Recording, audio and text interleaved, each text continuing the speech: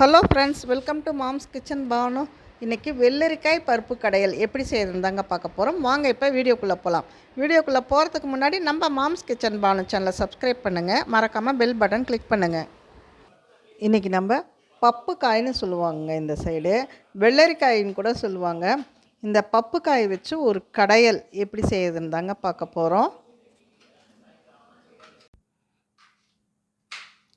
ஒரு 100 கிராம் பருப்பு நான் கழுவி தண்ணி ஊற்றி வச்சுருக்கேன். இதோட மஞ்சத்தூள் 1/2 ஸ்பூன், ஜீரகம் 1/2 ஸ்பூன், பொடியாக கட் பண்ண பச்சை மிளகாய்,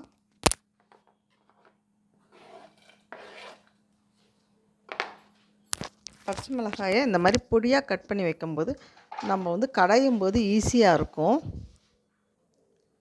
பொடியாக கட் பண்ண வெள்ளரிக்காய் இதை போட்டுக்கலாம்.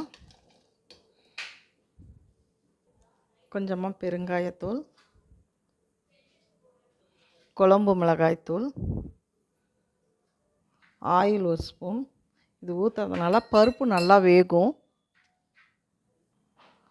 ஒரு மீடியம் சைஸ் வெங்காயம், தக்காளி கொஞ்சம் அதிகமாக போட்டு நம்ம புளியை கூட குறைச்சிக்கலாம். பூண்டு,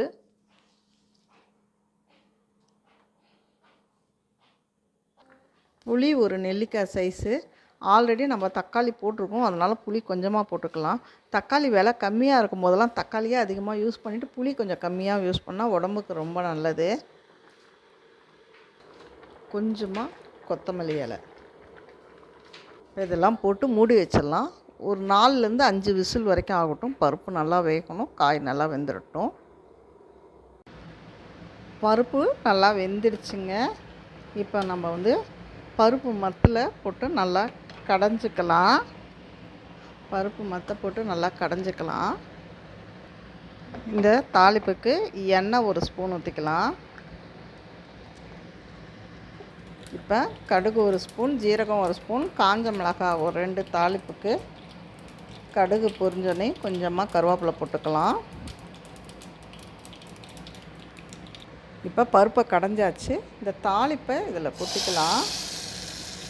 இந்த தாளிப்பை கொட்டியே நல்லா கடைஞ்சி விட்டுடலாம். பருப்புக்கு தேவையான அளவு உப்பையும் போட்டு நல்லா கடைஞ்சிடலாம்.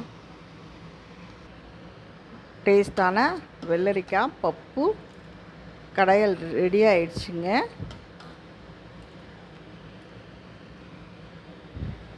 இந்த வீடியோ பிடிச்சிருந்தா லைக் பண்ணுங்கள், ஷேர் பண்ணுங்கள், சப்ஸ்கிரைப் பண்ணுங்கள். மறக்காமல் வீட்டில் ட்ரை பண்ணுங்கள். நம்ம சேனலை சப்ஸ்கிரைப் பண்ணுங்கள். தேங்க்யூ. தேங்க்ஸ் ஃபார் வாட்சிங்.